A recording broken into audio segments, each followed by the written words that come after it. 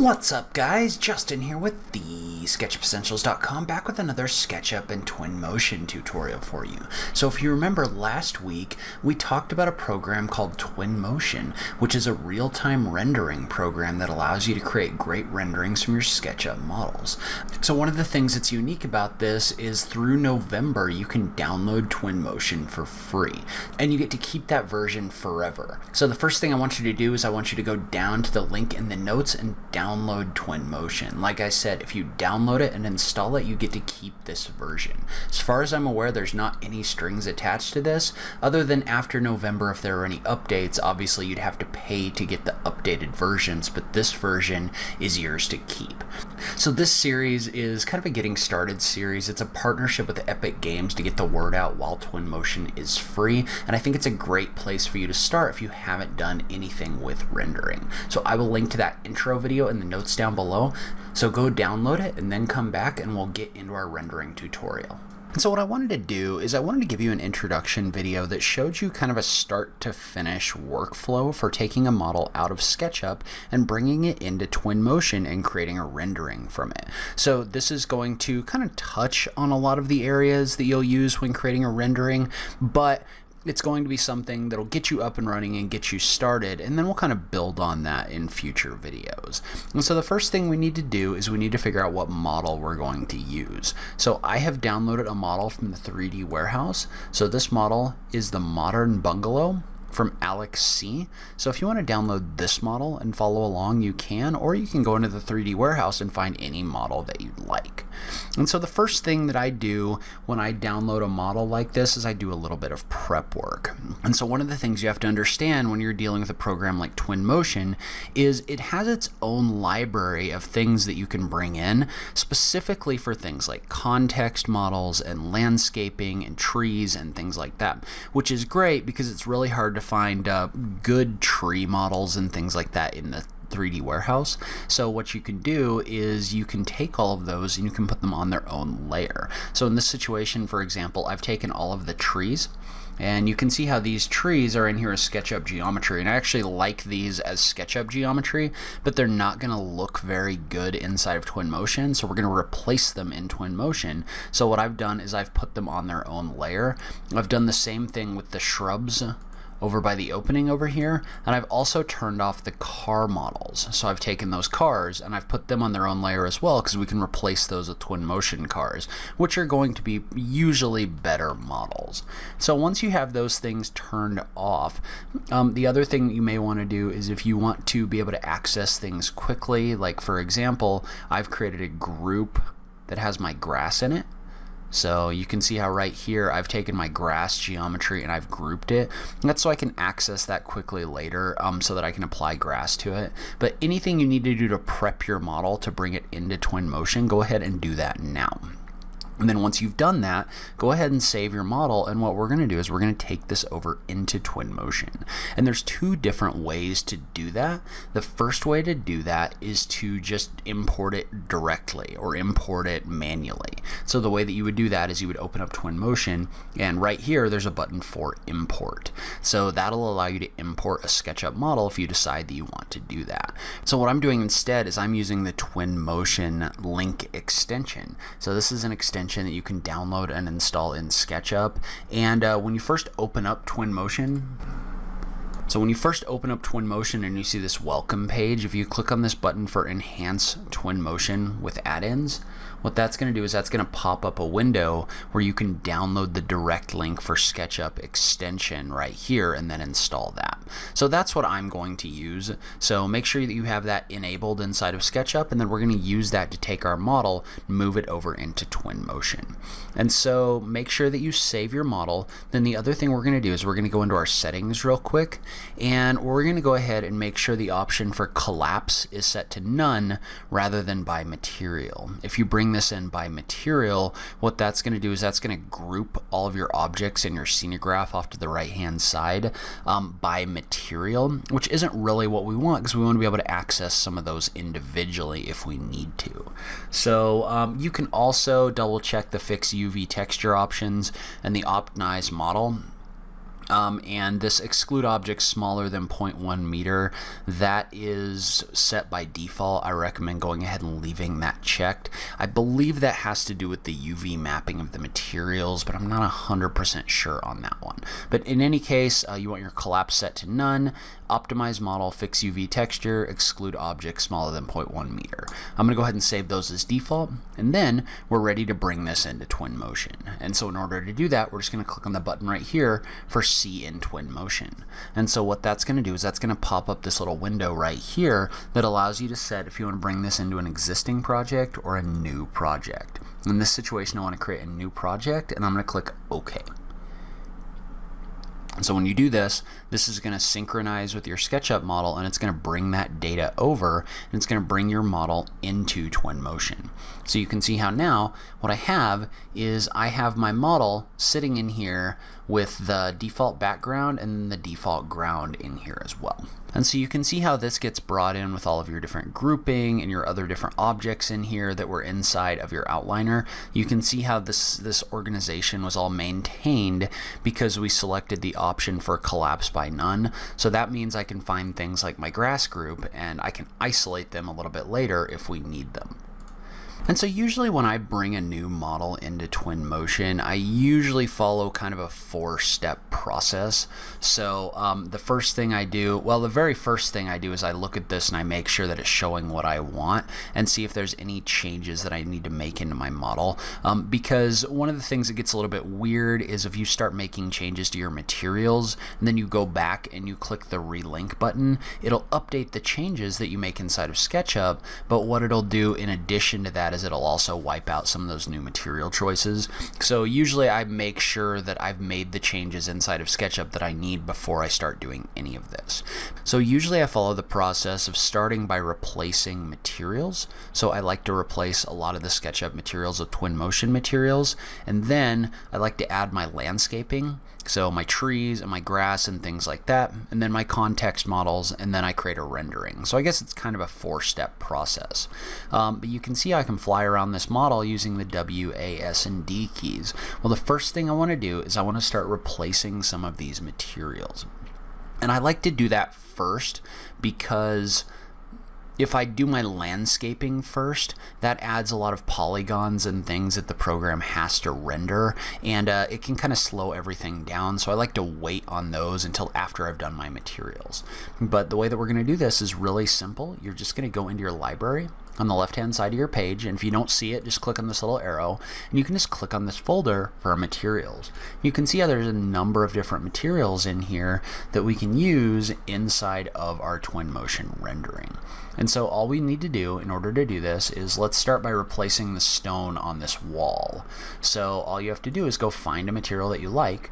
So in this case, if I scroll down, there's some stone wall options. All you have to do is just click and drag this on here, and you can see how it's going to replace that material. So by doing this, I can bring this material in and I can replace the SketchUp material with the Twinmotion material. And notice that all of these are editable. Like for example, I don't really like the way these blocks look or the stones look, so I'm just going to click and drag on this scale option in order to make those stones bigger. So you can see how this is made, looks like it is made of larger materials. You can also click on the More button if you want, and you can adjust how that sits on the wall by moving the X and the Y. So you can see I can move this up and down depending on how I want this to look. So I can kind of align that joint with the top of this wall.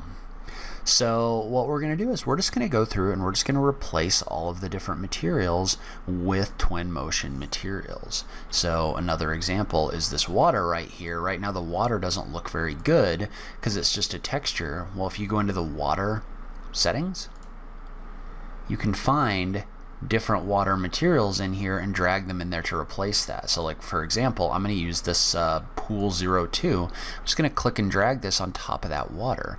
And you can see how that's replaced this water with an animated water material that looks a lot better than the SketchUp material. You can see how that continued back through here. So we're just going to do that for the rest of our materials. So I'm probably going to speed this up, but all I'm doing is I'm just replacing materials. I'm sizing them to make sure that they look good, and we go from there.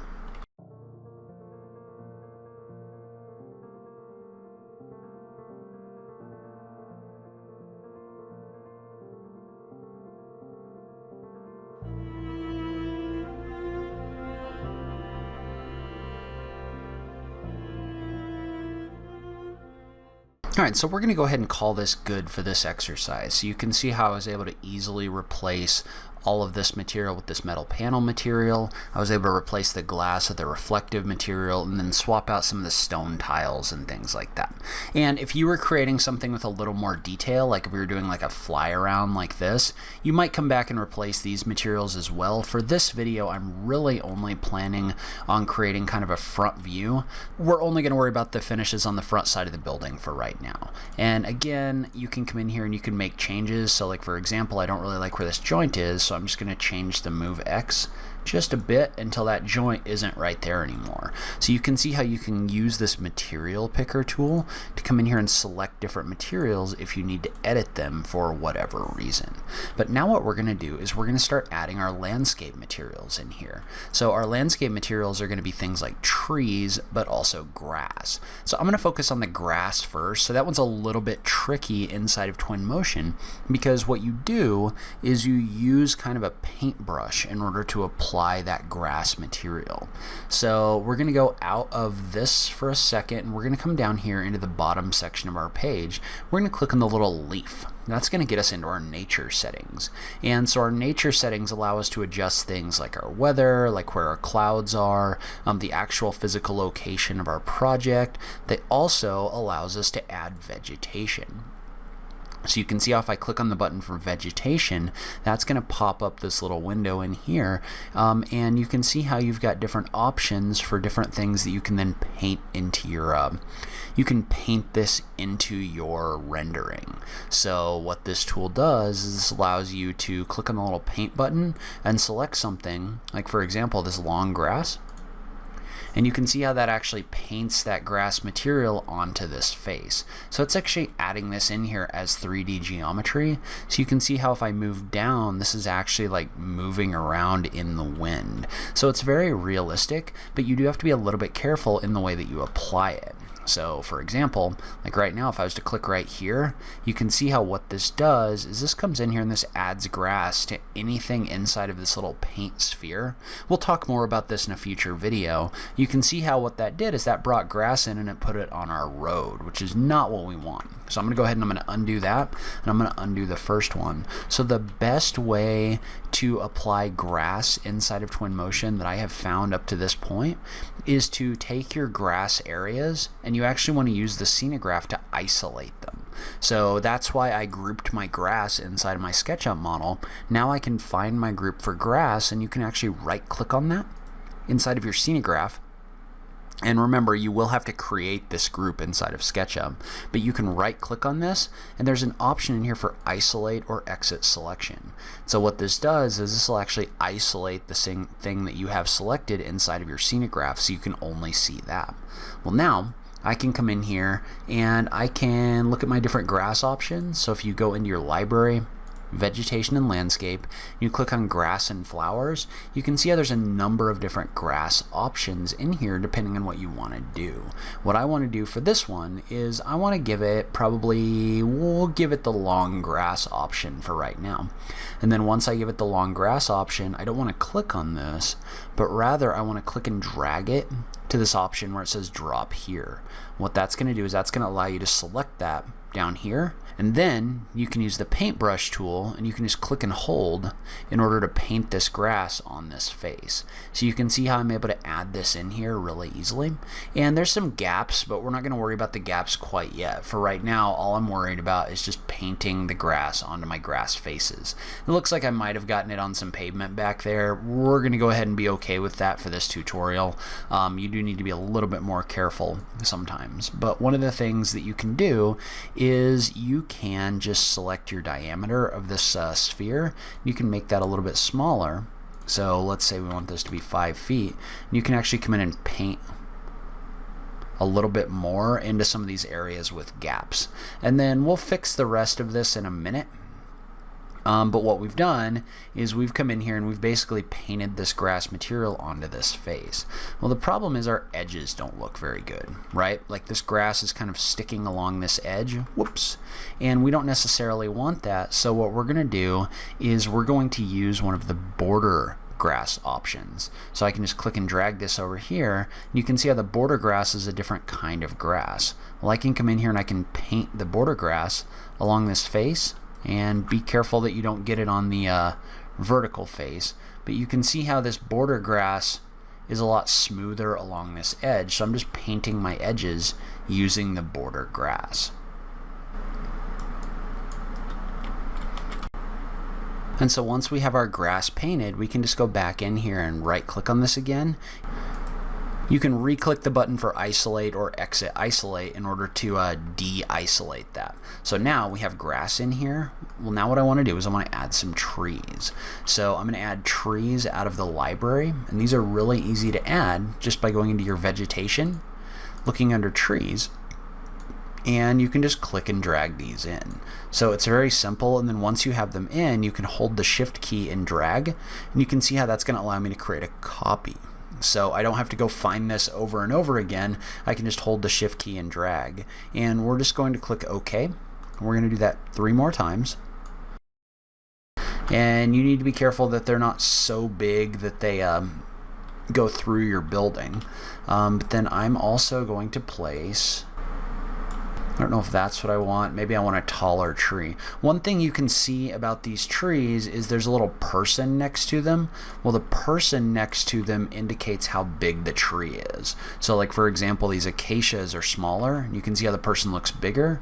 But then like these American beech trees or the American elm trees are a lot bigger. And you can kind of see that scale by looking at the person figure that's right in there. So maybe I'll drop an elm right here, and then maybe I'll place another one of these black gum trees right here. And I'm actually going to replace these with a smaller tree. So what we have now is we have our landscaping set up. So we've got our trees and our grass in here. Now I want to add some context. And so context in this situation is going to be things like cars on the road or people walking. I'm just going to use the built-in model library in order to do that. So there's 2 different ways you can do this. The first is you can bring these cars in manually. So you can just go find them in your model and you can place them. Or if you want this to be a little bit more random, and we're going to do this with our people. If you want something a little bit more random, what you can do is you can use what's known as a path. So you can go into your urban settings and you can click on the button for paths and you can do a character path. What that's going to do is that's going to allow me to add a path of people walking along this sidewalk, just like this. So I've just clicked on this little button here. I've single clicked in order to place this path, and when I'm done placing it, you can just tap the right arrow key. Well, what this is going to do is this is going to animate people walking along this path. So you can see how this allows you to more randomly place those people in here just by setting that path. And then you can adjust things like the density and number of people if you want. So you can drag that up or down. You can also adjust the kind of clothing they have. So if you want them to all be more like business looking people, you can click on office, or really whatever you want. So in this situation, you can either do this or you can just place people in here manually if that's what you want instead. And so now we've got our house in here. We've got our materials set up, we have our landscape and our context models. Well, now it's time to export a rendering. And I'm gonna go ahead and replace this car real quick with something that I think looks a little bit better. So the first thing we should do is we should go ahead and we should save this. So go up to File and do a save to save your rendering. That way, if anything goes wrong or anything like that, your changes have been saved. And so once you've saved this, we're ready to start setting up our rendered image. So you're going to set up your rendered image by going down to your menu at the bottom of the page, and you're going to click on this button right here for Media. And so Media is where we're going to set up our images, and then Export is where we're going to export them. So that's the option below that. So in order to do this, we're just going to click on this button for Image. And then we're just going to click the plus button in order to create and save an image. You can see how now we're inside of what's known as media mode. So media mode means that you're in here editing an actual image inside of your model rather than your overall model itself. So all of these settings, like the time of day, which you can adjust, using this slider, all of these settings are going to be set in here based on your image settings, not on your overall model settings. So if you ever get in here and it won't let you make some changes or something like that, you can just click on the button for quit media mode to get out of this. But this is our scene, and then now what we want to do is we want to go in and click on the more button in order to make our different changes. So you can see how, for example, what this allows us to do is this allows us to edit things like our camera settings. So like our field of view, so how wide we want our field of view to be. So in this situation, I'm going to set this as kind of a low view and with a lower field of view rather than a wider one. And perspective correction is going to change your perspective in here. So if you want to set this so the perspective's a little bit more like, so you can use that if you don't like the way the perspective looks. I'm okay with that. I actually like the way that it looks, so I'm ready to go on to my next step. So you can also set the output size of your image by clicking on this button right here. If you click on more, you can manually set that as well. So now I'm going to go back to my image, and we can adjust other things in here. I don't really want to do much with localization. That allows you to adjust the time of year. So you can see how that actually adjusts your time of year. You can also use it to adjust your north offset.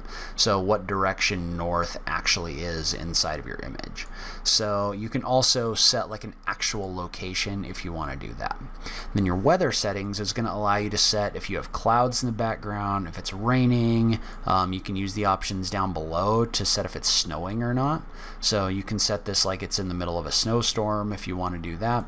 So a lot of different options in here. I like to add just a little bit of clouds in here. I'm hoping at some point the ability to actually adjust where those clouds are in the sky gets added. For right now, I like to add a little bit of cloudiness right here because I feel like just a blue sky like this doesn't look very realistic. So I'm going to go ahead and I'm going to add the cloudiness in here. You can adjust your ambient and sunlight as well, so you can adjust the brightness of the light that's cast off the sun, and then also you can adjust the ambient lighting, which is just the general light that's available in the scene. So just kind of play around with these. There's no right or wrong answer. It's more a question of getting the results that you want. And so finally, once this is all set, you've got all your settings saved the way that you want them, you can go back and you can click on the button for refresh in order to change any setting or any changes that you made, so you can save those to your image. And we could call this something else as well. So maybe we would call this something like front view.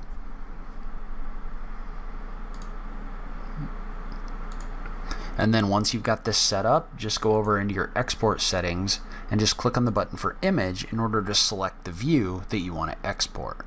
So in this case, I just want my front view. You can see how you can select if you have multiple views in there, they'll all show up in this list. And then once you do that, you can just click on the button for Start Export. And that's going to allow you to set where you export your image to. Then you can just click the button for Select Folder, and it's going to export an image to that folder. So if I open that up, you can see how I've got this nice rendered view of the front side of this house with the context models in it, the people walking through here. There are some things we're going to have to clean up, like I've got grass coming through this wall. Maybe I want to add something to this face to make it a little bit more interesting. But overall, this is a really good render for having just brought this in from SketchUp without actually making any significant changes to the model. All right, so that's kind of an overview of how you can take your model from start to finish from SketchUp into Twinmotion. I will get into other things more in depth, like the different settings and other things like that in future videos. But I wanted to give you a good place to get started so you knew how to get started and how to get to the finish. Remember to follow that link in the notes down below and download this while it's free. If you like this video, please remember to click that like button down below. If you're new around here, remember to click that subscribe button for new SketchUp content every week. If you like what I'm doing in this channel, please consider supporting me on Patreon. Every little bit helps, even if it's only $1 a month. So make sure you check out that link in the notes down below. But in any case, thank you so much for taking the time to watch this. I really appreciate it, and I will catch you in the next video. Thanks, guys.